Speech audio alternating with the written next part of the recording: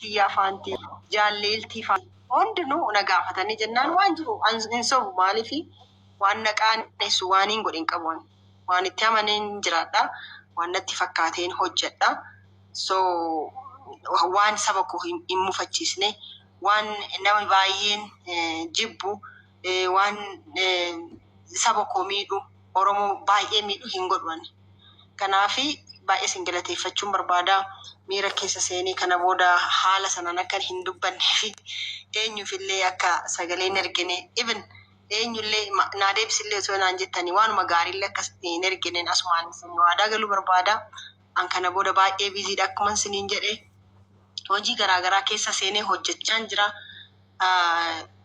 so kana booda social media irratti illee na arguu dhiisuu dandeessu hojiiwwan baay'ee importantii ta'an hawaasni akka beekuuf jiraatan nan hojjedha dhugaa qananii immoo karaa kamiinuu nan gaafadha otoo isiniin bahin otoo isiniin dadhabin asumaan isinitti barbaadeni ulfaadha.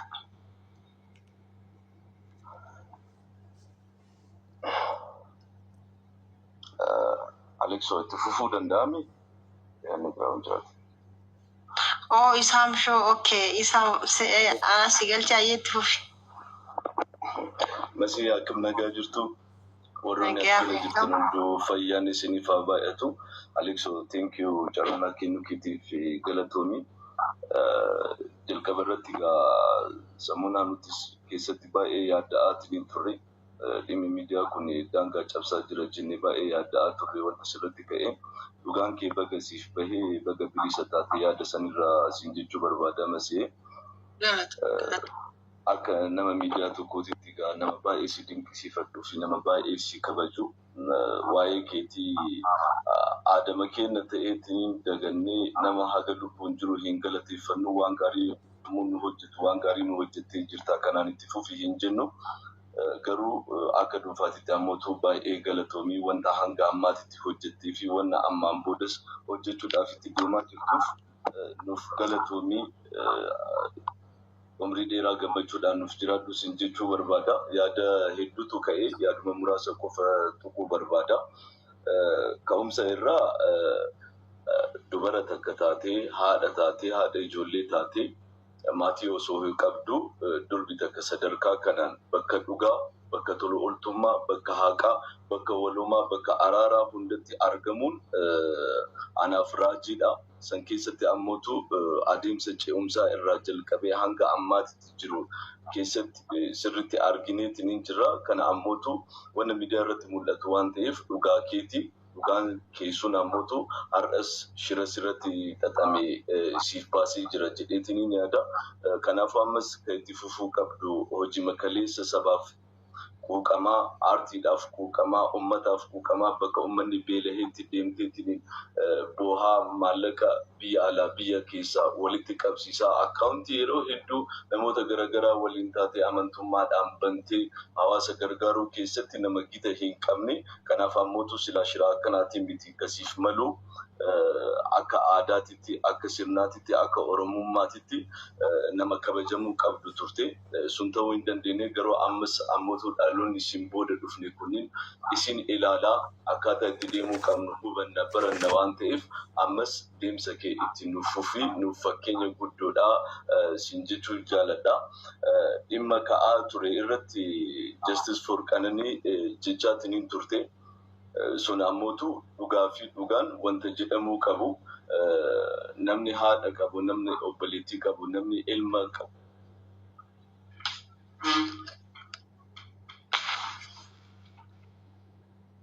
qabu isa maal ta'e sagalee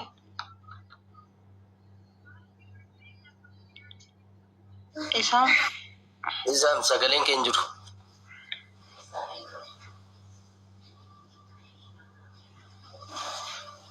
maatu hin Andu'aalamiin akka waan jaalatuu fi kabajuu godhee isa faarsaa isa profile godhachaa dhugaa jiru ammootu gara sidhaan dhoksuudhaaf adeemamaatiin jira sunniin warra Andu'aalam jaalatan osoo hin taane dhugaa qananii dhoksuudhaaf namoota deeman waan ta'eef namoota akkasii akka dhuunfaa kiyyaatti hin deeggaru yaada masiin qabatee deemaa turte yaada Aleksoon qabatee deemaa ture yaada sabboon tunireef kaasaatiin turte anis kan deeggaru ammas dhugaan qananii bahuu qaba dhugaan qananii bahuun isaa ammootu boru miidhama dubartoota irratti miidhama daa'imman irratti ta'u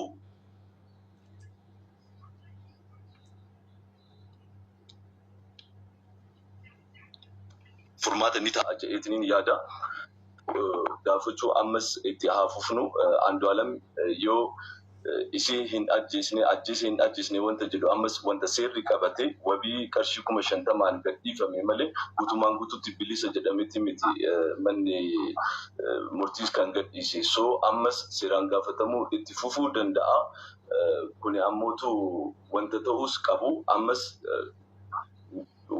waa'ee qananii gaafachuu itti haafufamu garuu masiin wantoota sitti dhufaniif feedbackiiwwan sitti dhufan hundaadhaaf sila deebii laachuu baatte bareeda yaada jedhu siif kaasuun barbaada maaliif ati nama toopirra jirtu nama toopirra jiru nama hojjetaa jiru nama wanta gaarii sabaaf oolaa jiru ammootu namoonni san gochuu hin dandeenye bakka masii namoonni hawwan hojii masiin hojjetisan namoonni hojjechuu hawwan bakka guddaa masiin dhaabbatisan namoonni dhaabbachuu barbaadan sirratti shiraxatuun isaanii kan jiraatu Unibal kaleessallee ta'aatiin ture har'allee ta'uun isaa hin oolu shira hedduu keessa dabaraniitiin waan guddaa hojjetan waan ta'eef shiroonni sitti xaxaman hunduu ati yoo dhugaa qabaate haa qaboo qabaate sabni guddaan sabni bal'aan Oromoon si jaalataas si kabajaas si cinaa dhaabbataas waan ta'eef wantoota irra dabruu dandeessu irra nuuf dabri wantoota irra dabruu hin dandeenye ammoo akkuma jedhame nama miidiyaan bilbila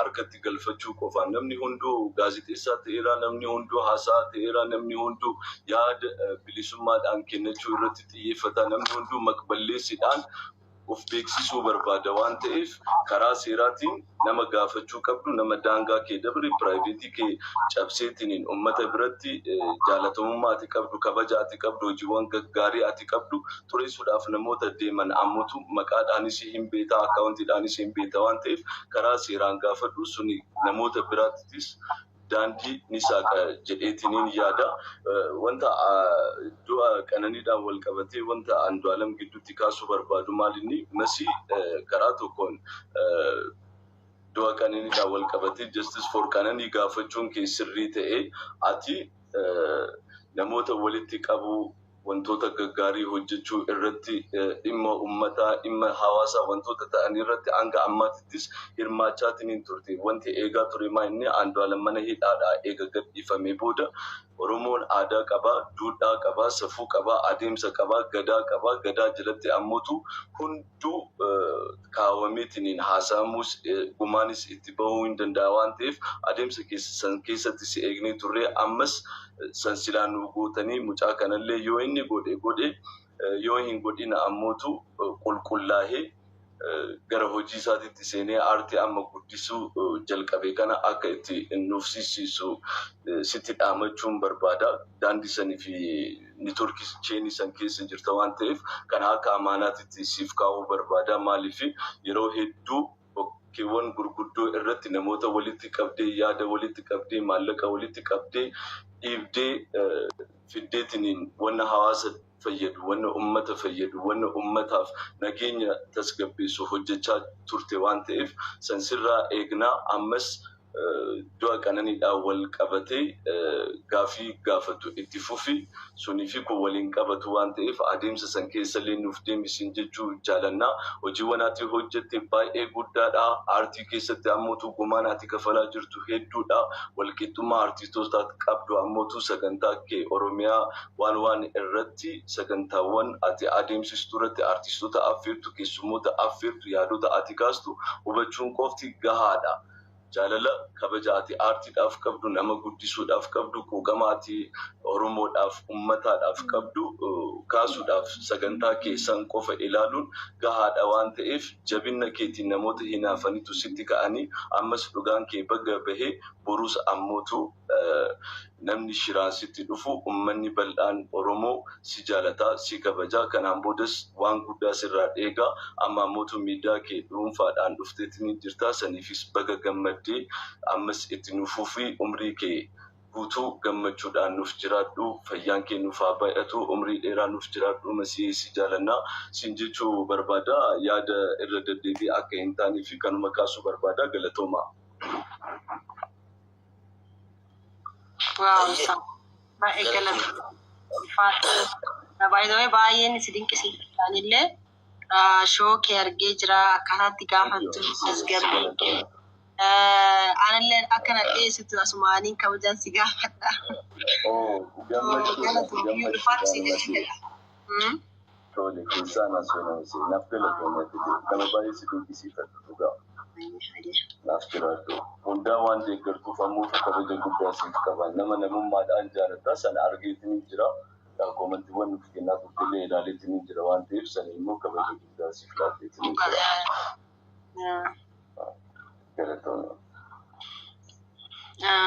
I think Omar's mission.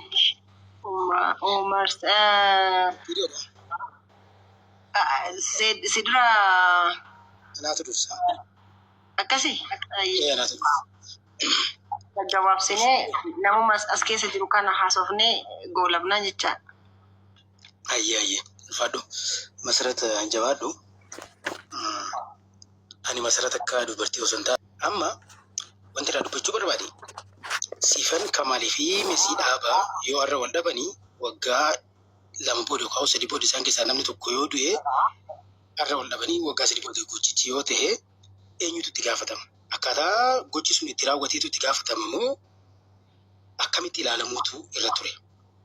Fakkeenyaaf amma osoo Qananii Addunyaa fi Masarat Dhaabaa wal dhaba qabaatan ta'e illee jechuudha osoo dhugaa ta'e wal dhabichi ta'e akkaataan du'a ishii Qananii Addunyaa suni akka Masarat Dhaabaa shakkamtuu taatu gochuu danda'a moo nuutu beekaa akkas gochuu barbaade? Isa yoo san sirriitti ilaalamuu qaba beektaa?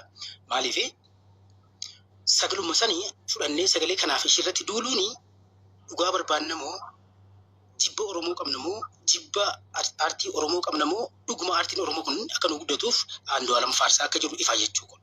Jechuun Andu'aalamii fi artistii Hacaaluu Hundeessaa walitti fiduun dura hojii Hacaaluu Hundeessaa hojjechaa turee fi hojii Andu'aalam hojjechaa jiru hojii Masarat Dhaabaa hojjetaa turte wal cinaa madaalchisnee yoo kaasne irra fudhatama qaba waan ta'eef jechuudha. Fakkeenyaaf amma Hacaaluu Hundeessaa du'a isarraa jalqabee qeerroo jirtuu jechuu irraa eegalee feerroo bittuu jaamee itti duulamaa ture. Warra Maqalee dhaqeetti hayyoota keenya arrabsitee jaamee miidiyaa irratti fidamee gaafatamee ture. Warra Maqalee dhaqan gaafatan keessaa Masarat nama takka jechuudha. Ani ishii malee hin argine nama Iskeel Gabbisaas ta'ee abbaa barbaade miidiyaa irra fidee uummanni Maqalee dhaquu keetti komate. Eenyutu komate? Namootaatu komate. Eenyu fa'aa Hacaaluu fa'aatu komate. Eenyutu Oromootu komate jechuudha. Komate. Gochi sun uummata bira fudhatama si dhabsiise. Yoo hin dhaqes maal rakkoo qabaa deemaa dhaadhaa uummanni jala dhaqaadha. So kaayyoon artistii Hacaaluun je'e Masarat akkuma Hacaaluun gubatee dhukkubsatee akkamitti Maqalee dhayitan jettee namicha san fiddee gaafattee jechuudha. Amma gaa warra Maqalee dhaqee nu jala arrabse yaani Hacaaluu miidiyaa irra fiduu fi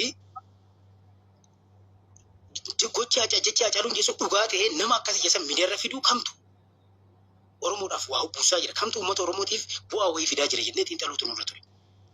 Gochi ammaan tana Masarat irratti deemaa jiru kun akkamitti dhiiga Hacaaluu akka awwaala akka jiru argisiisaa jechuudha.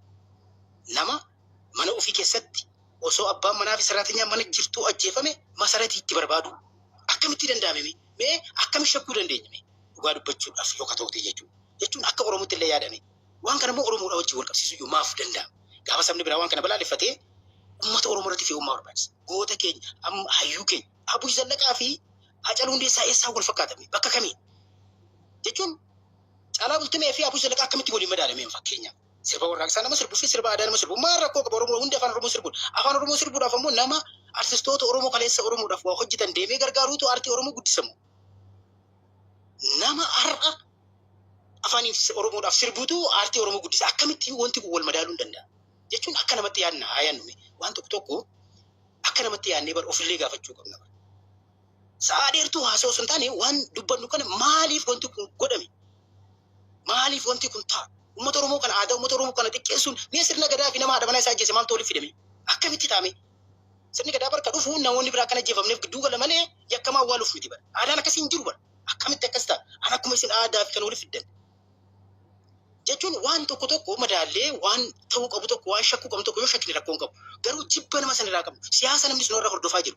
Namni sun kaleessa kadhatee gaafa artistii Oromoo gargaaru goota keeti. Kaleessa siif jedhee wanti kun dhugaa jee gaafa hidhamu goota keeti. Gaafa inni arraqee biyya alaatii feerroo galchumoo diina keeti. Gaafa inni masara dhaabaa kadhatee noo gobanaaf mana ijaartu goota jenne. Ni hattee ni saamte jenne. Gaafa ishiin anarrama booda fuula namaan dhaabbadhu amma booda hojjedheen aartii kanas guddisa hojjedheen. Farandaa warqiin baasoon jedhamu maalatti duulu? Warqii baaseen warqiin ta'uu Oromiyaati gaata nama dhuunfaa miti. Aadaa kana guddisaa artistootaan kaleessa birrii keenya ni golaa saamtee jaanii akkana hin gargaarina godhan kana hojjedheen jijjiira gaafa ishiin jettee maaf itti duulama maal jechuudha. Siyaasa miti bara. Kun amma aartii Oromoo jibbu aadaa uummata Oromoo xiqqeessu uummata Oromoo kana akkuma jarri asiin gamas bineensa aadaan isaanii jaldeessa jaa ture san mirkaneessuudhaaf afaan Oromootiin warra dubbataa jiru jechuudha. Akkamitti nama du'eef intalti hiriyaa ishii dubbatti amma fakkeenyaaf siifan kamaalii fi intalti takka wallaa jiraatu saba adda addaa ta'aa jennu. Akkaataa siifan itti ajjeefamte argitee gadditee dubbatti namni sun Amaaraatu dubbate naftanyaatu maaltu walitti fidaa hiriyaa ishiiti Amaaraa fi Oromoo miti wal fuudhee waliin jiraate namni maal rakkoo qabu. Gaafa ishiin kun itti dhagaamee dubbattu immoo maaltu sabatti hirkisuu fide maal jechuudha. Amma kun amma siyaasa jennaan. Mee waan tokko akka dhugatti haalaan jechuun dhugaa fi siyaasa adda naa fageessinu. Gaafa Hacaaluun Feerroon agade diina Oromootii dhiiga Oromoo gante jennee suuraa Hacaaluu irra kaannee deemuu fi suuraa arraan telemichoota irra kaatanii deemuu wanti mee ilaalame akkaataa jarri sun dhiiga Oromoo dhiiga Hacaaluutti dhoksi akkaataas jarri sun uummata Oromoo itti gabroomsaa jiru jechuudha. Ilaalamee waan tokko haa madaallu akka namatti illee yaaduu barbaachisaadha bara. Gaafa warqina gaddu intaltitu yoo diina taate gaafa kadhattee aartii Oromoo guddisu namoota kaleessa uummata kanaaf dadhaban waan dandeessuun gargaartu. Gaafa ishiin kadhattu hattuu dhiyettanii itti duultan nu saamte akkas jettan gaafa ishiin daldaltu itti duultan duuba akkamitti uummata aadaa uummata kanaas aartii kanas guddisuu hin danda'amne uummata kanas mataa ol qabuu hin danda'amne uummanni kunis biizinasii keessa galuun immoo yakka namni Oromoo fa'aa hojjetu tokko immoo yoo warqina gadi maa rakkoo qabu yoo feerroon gadi maa rakkoo qabu waan barbaadina gadi maa rakkoo qabu maddeenii nu mana gadaami irraan warranii tokko barbaadeetti warqee nama biraatu warqii shakkisoo fayyadamaa jiraami hagammaa kan namni keenya yoo nuti lafa fudhattee Oromoo gantee Oromoo hattee hayi gaafa mee hankanaa miti bara hambal baay'ee wanti yeroo tokko natti hin talu yoo daldalee ni jibbine jenne qabsaaha yoo kadhatee waa hojjete ni jibbine yoo jenne namoota kaleessa aangoo waan dhabaniif waan aangoo qabaniif shaneedha maareedha faanoo dhiyanii uummata asii dersaa turan gaafa aangoo dhaban ammoo gaddeebanii si soban qabsaaha kiyya goota kiyya maa jette namichi kaleessa gaafa aangoo qabu si miidhaatu gaafa aangoo dhabe immoo aangoo saniif bu'a. Inni kun galee namni kaleessa aangoo sin qabu arras aangoo qabu kaleessas kadhatee si gargaaraa ture arras hojjedhee si gargaaraa siin jaa jira kanamaaf baqattaa kanamaaf balaaleffachuun barbaachisa jechuun akka waan tokkotti gaa akka wayitti waa ittiin xaluutu sinirra jiraata dhugaa fi soomni waa wal bira madaaluun waa wal hin fakkaanne jechuudha sanuu waggaadhaan maqaa Hacaaluu Hundeessaatiin uffata suuraa Hacaaluu Hundeessaa uffatanii uummata Oromoo irratti yakka hojjetan maqaa gootaa qabatanii waggaadhaan jechuudha.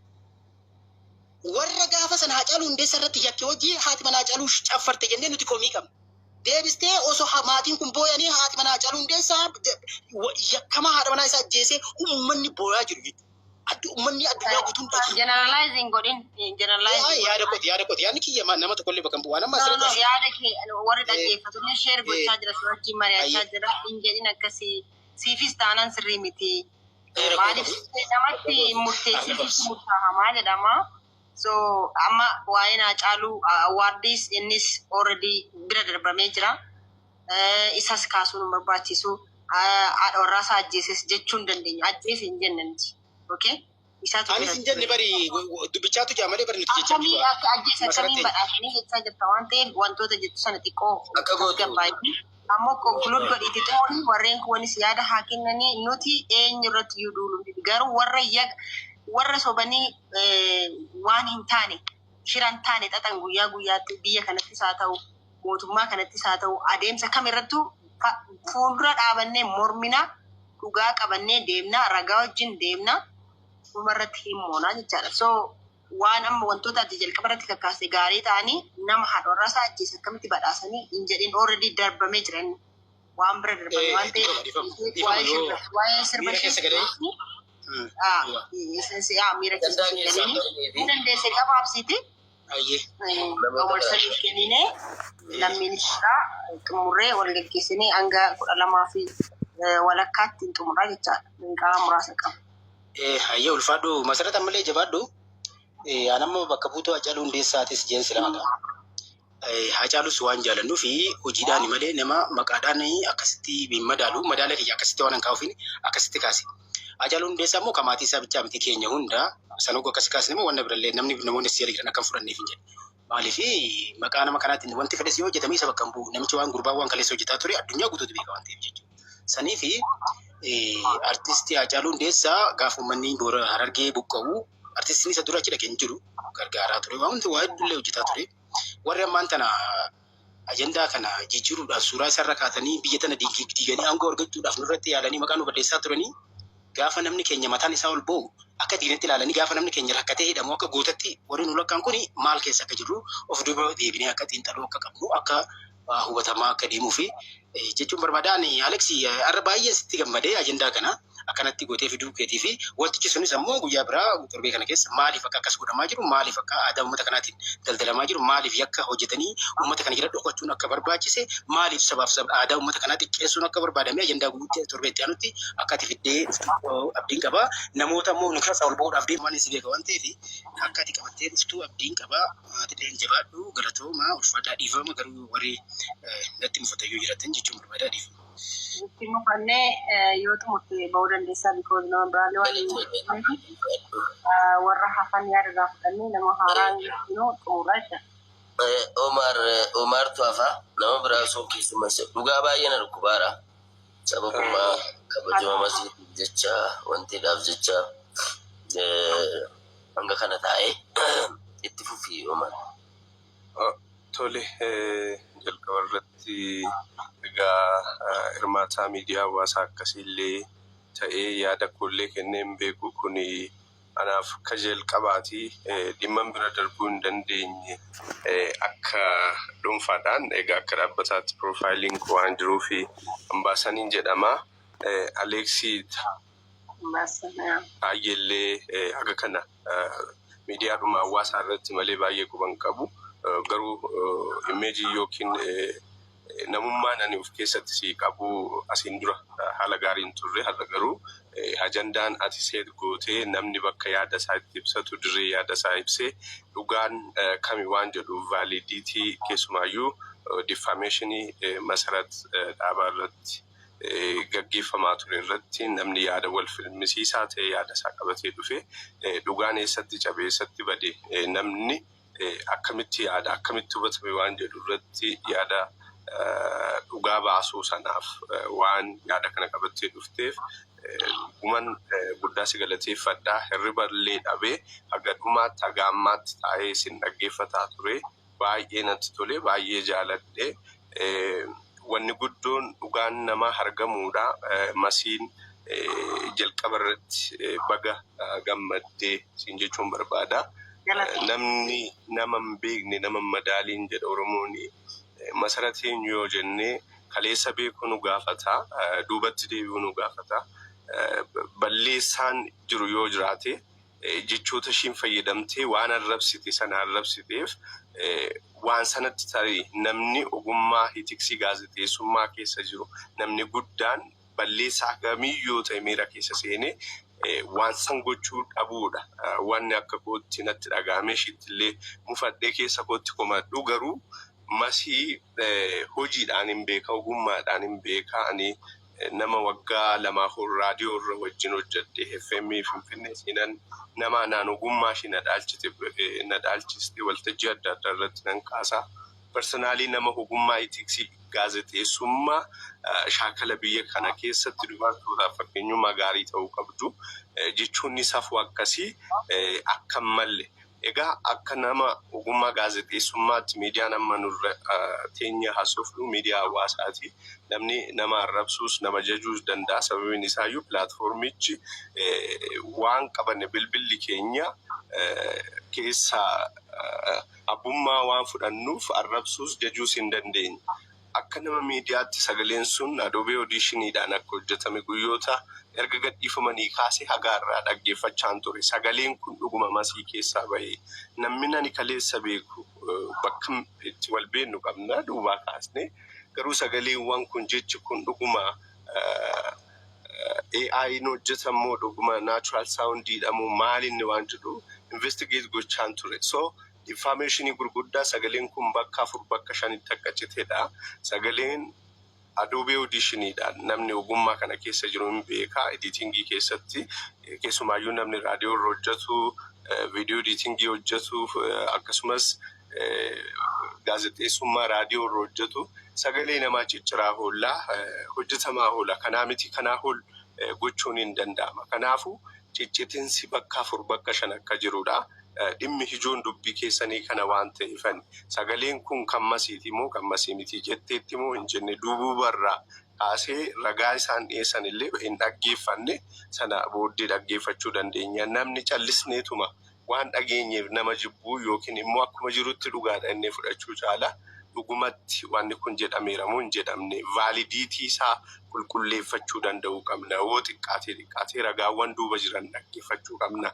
Masaaratoo maal jetti laata waan kanarratti waan jedhu dhaga'uu danda'uu qabna. Kanaaf obboleetti kiyyaan jedhaanii hangafa akkasumas nama ogummaarraa dhaalee dhugaa dubbachuuf dokumantarii gaazexeessummaa raadiyoo shirraan baradhee nama ruuqa keessatti nama arguu dandeessudha. Nama rakkataa Oromoo gargaaruu dandeessudha.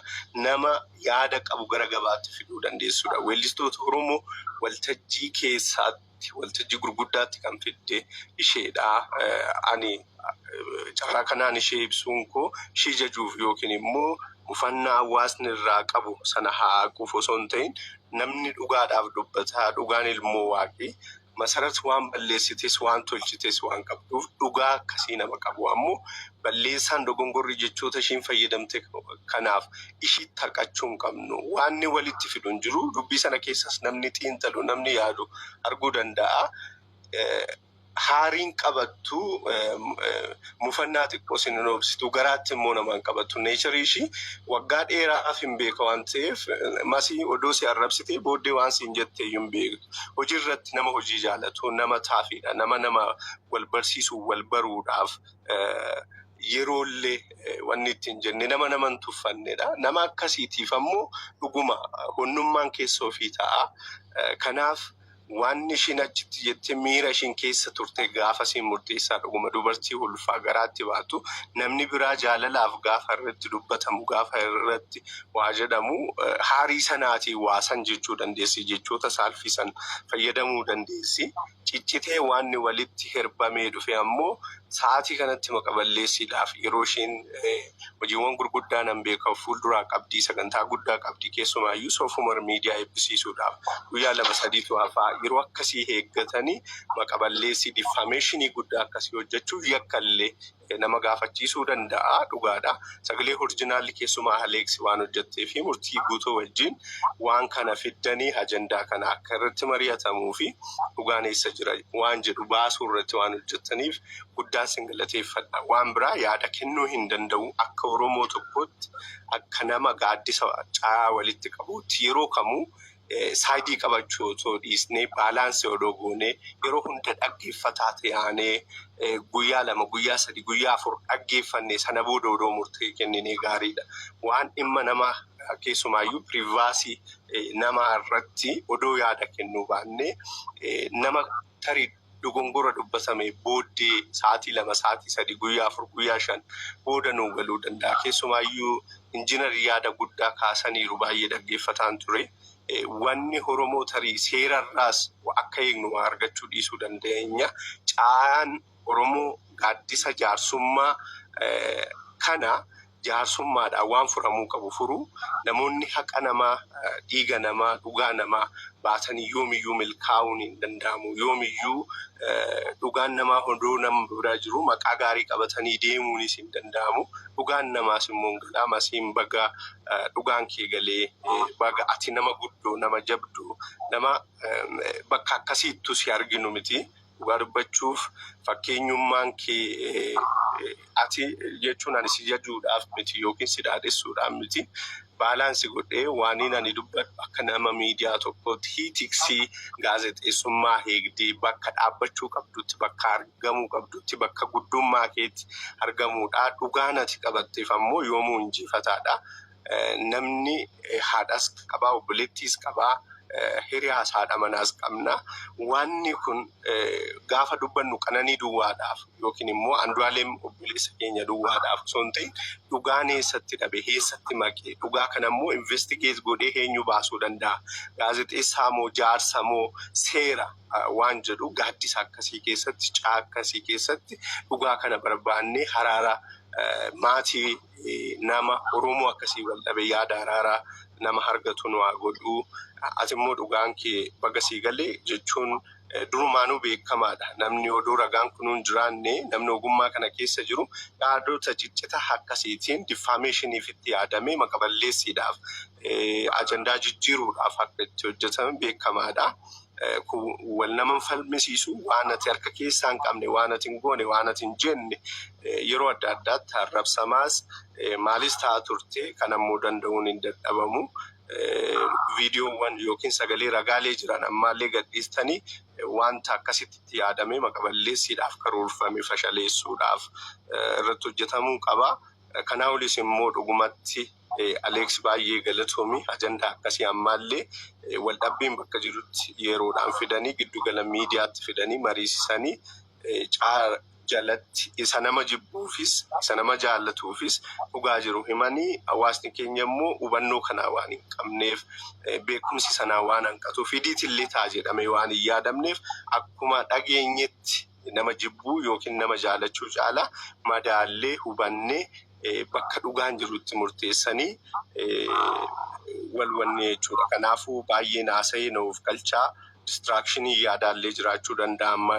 Ani yaadallee kenneen beeku dhugaa dubbachuudhaaf kan jalqabaati yaada akkasitti kennee carraa argadhee bakka namni gurguddaa akkasii jirutti yoo danda'e dhaggeeffadhee yookiin dubbisee bira darbuu malee jechuudha. Kanaaf baay'ee galatoomaa namoonni hedduu yaada gurguddaa kennitaniitu Masiyaa Yoonaa teessanii yaada namaa fudhachaa yaada keessanis kennaa. Aleeks atis yaada haraaraa fiddee waan jiru garee lamaan irraayyuu dhaggeeffachiisaa ragaa wajjin wal bira qabdee dhugaa masii baasuu keessanii baay'een sin galateeffadhaa. Obboleettii kootis milkaa'ii hojiiwwan si fuuldura jiran irratti xiyyeeffadhu.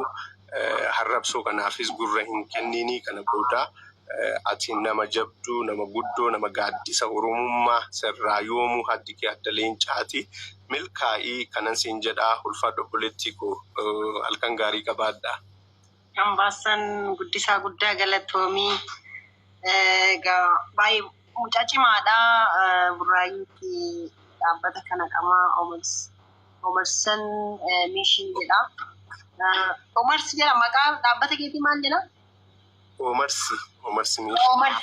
Omarsi Mishin. Viidiyoo akkasumas immoo footoogiraafii fa'aa barsiisa. Wanti qorraa ka'ee ana biratti qaxaranii hojjetaa ture bakka baatsi hojjetaa ture dhugaadha.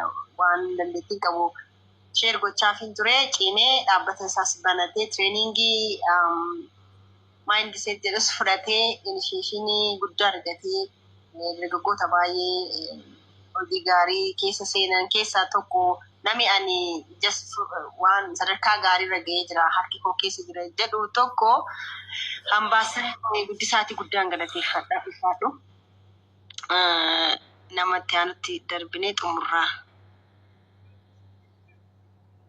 Tiifannee. Tole galatooma.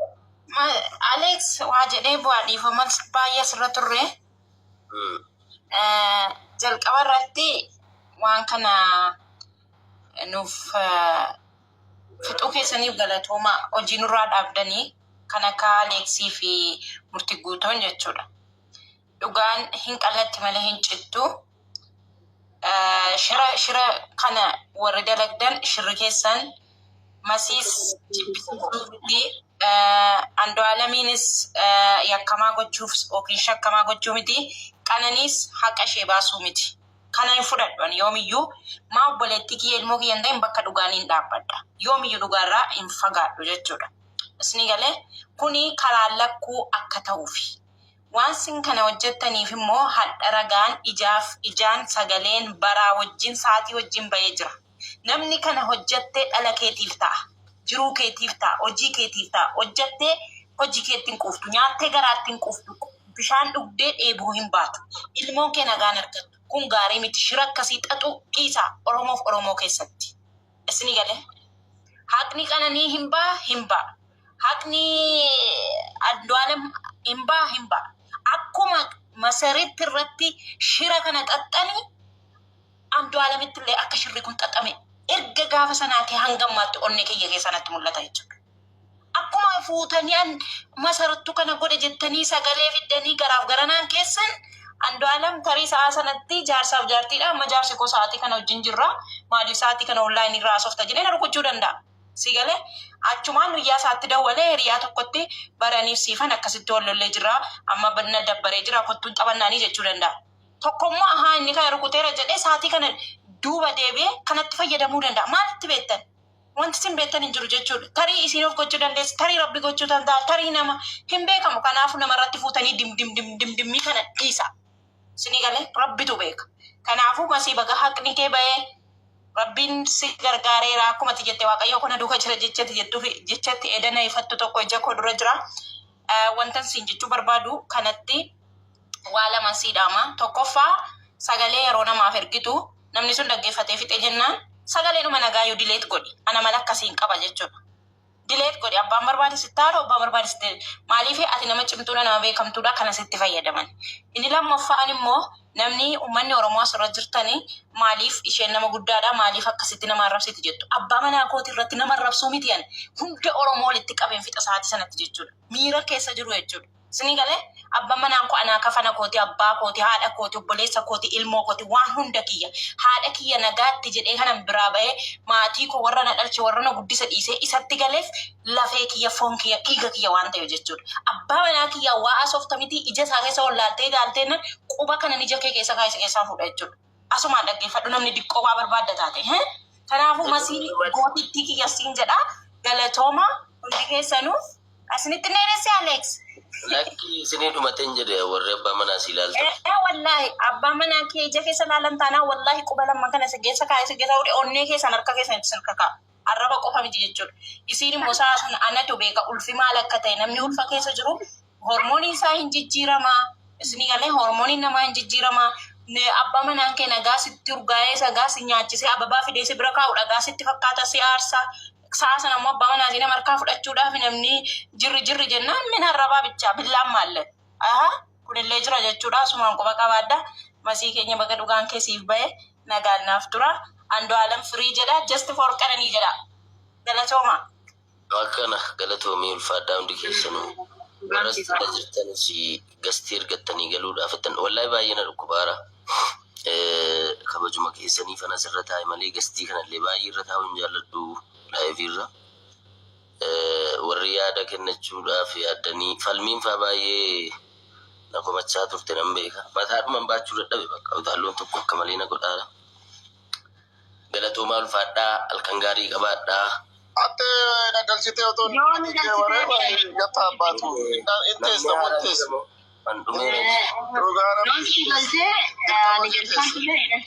Dhugaa nagarree namni biraa galu warra maduraanii sorry.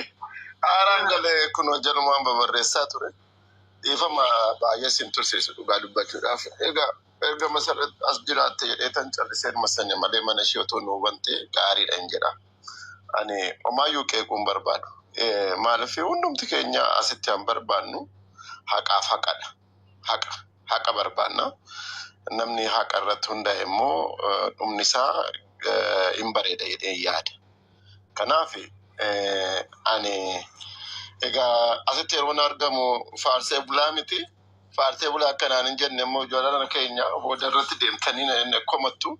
Inni guddaan garuu ani masiin yeroo baay'ee yeroo maqaan shidhaamu nan haara beektaa maaliif yeroo baay'ee waan hedduu keessatti darbiteerti. Namni bakka baqateetti jechuudha waan hedduu hojjetteerti waan ta'eef ani ishiin komadhu yoon waan tokkollee irratti dhalate dafeen gaafachuu barbaada. Eessattuu haa ta'u maalumaan haa ta'u eessaan haa ta'u namaanis haa ta'u wanta sana ta'uun qulqulleessin namoota guddaa kana namoota nu fuuldura jiran namoota ija keenya ta'an namoota ayyuu ta'an qeequudhaaf dafee ittiin deemu jechuudha. Amma ta'e ijoollee keenya namoonni keenya warra fuuldura jirtan of eeggachuu sinirra jiran jedheen yaada. Namoota fuuldura jirtan namoota ummataaf hojjechaa jirtan namoonni hedduu beekumsa hin qabnu namoota hedduu ija jabinaan Oromoodhaaf hojjechaa hin jirru waan ta'eef amma dandeenya namoota fuuldura jiran kana of eeggachuu sinirra jiran ummannis eeggachuu qaban jedha. Isuma akkuma argitanitti namni yeroo waa qeequu jalqabu diinni keenya immoo deemeen nu ajjeesa jechuudha. Nutu qeeqaa, nu wajjiniin qeeqaa, nu wajjiniin barbaada deemee immoo ajjeesa jechuudha. Kanaafuu kanarratti sirriitti xiyyeeffachuu nurra jira. Haqa kananii barbaachuu jechuun anaaf haqaan du'aalamis barbaachuudha jedhee namana. Maaliif mucaan kun hin ajjeesni taanaan qananii eenyutu ajjeese kan jedhu mataa kiyya keessa sammuu kiyya keessatti deddeebi'a. Of hin ajjeesni taanaan namni hin ajjeesni taanaan eenyutu ajjeese jedheen of keessatti sammuu kiyyatti. Yeroo baay'ee erga duute jalqabee mataan kiyya naannaa jira. Justification hedduu kenna amma seera jala jiran seeraaf kennee dhiisnee ture. Amma immoo diinni akka haaraatti nu fiddeerte jechuudha. Egaa inni kun maal inni namoonni hedduu waa'ee Oromummaa fi Oromummaa kana wajjiniin wal qabsisee haqa wajjiniin wal qabsisee wal jalaa nu jalaa makee haqa mucayyoo kanaa nu jalaa dhoksaa jira jechuudha. Ani ajandaan biraan barbaadu waa'ee masaratis hin barbaadu waa'ee biraas hin barbaadu waa'ee mucayyoo haqa kanaa barbaadna jechuudha. Uummannis kanuma barbaada. Kanaaf kanarratti hoo hojjenne haa hojjennu. Yookaan garuu mana manatti waa'ee mucayyoo kanaa haqa otoo barbaadaa jirru ajandaa fidanii nu jajjiirsanii nurraa dhaaba. Mee ijoollee warra Amaaraa kana deemaati ilaala. Waa'ee kanaan beekan Oromoo irratti qofa harka isaanii qubni isaanii hin jiru. Waa'ee gandummaa fi maaliin hin jiru. Ani baay'een dhukkubsachaa jira dhugaa dubbachuudhaaf. Yeroo Oromoo jala deddeemuu fi yeroo Amaaraa jala deddeemtu yaadni isaanii fi kaayyoon isaanii garagaradha. Isaani Oromoodhuma balleessuu barbaadu. Nuti gandummaatti gallee ajandaa nuu kennanii gandatti gallee ayyuu keenyaa fi namoota Oromoodhaaf hojjetan mataa gadi qabsiisuudhaaf fiigna jechuudha. Kanaaf garaagarummaan keenya yeroo laalu baay'een itti bu'aa jechuudha. Baay'een itti gadda jechuudha. Kanaaf kana keessaa baanu ani umaayyuu hin jedhu amma baay'ee teessisu Aleeksi namoonni baay'ee gandummaa keessatti galtanii warri teessan. Filis argaa jirra bakka bakkatti jechuudha. Naannoo keenya keessattuu godinaa fi godina magaalaaf magaala iyyuu akkaataa warreebdanii keessa deemnee ilaalleerra. Nun baasu amantiidhaan wal qeequun gandaan wal qeequun ganda ofii faarsanii aankaanii gadi qabuun inni kun deemee gatii nu galchiisa jechuudha. Ani masii waanan jedhu keessaa isa dhumaa jechuudha.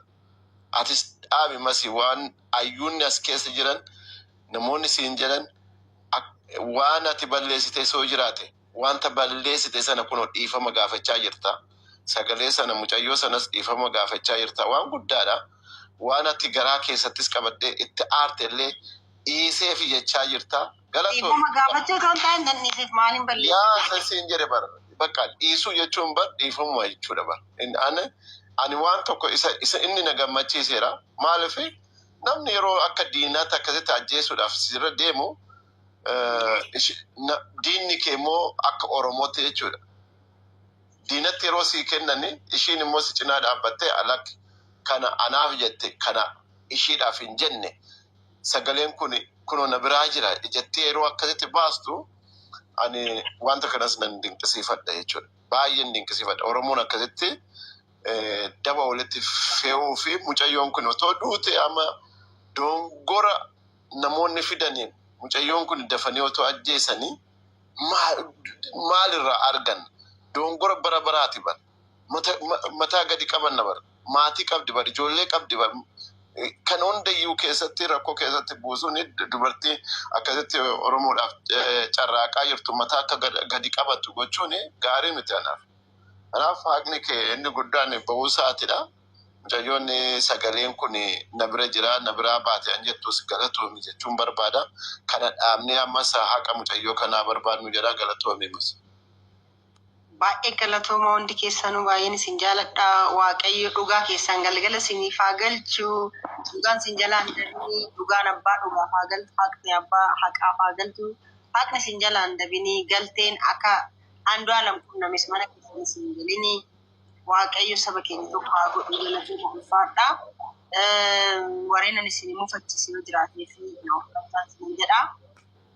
Alex Aizo waan ati dhugii siifoo galatoonni isaam shoo intarviitii wal arginaa badhaadhina galatoonni ulfaadhaa halkan gaarii isiniif haa ta'uu horaa bulaa. Masi dhagaasitti darbate isaan kana jechuudha. Amma fakkeenyaaf waan ta'e nu banaaf deemaa jirta. Isa sana gadi qabuudhaaf deemu garuu maqaan kee ol ta'e mana ittiin ijaa qaradhu dhagaas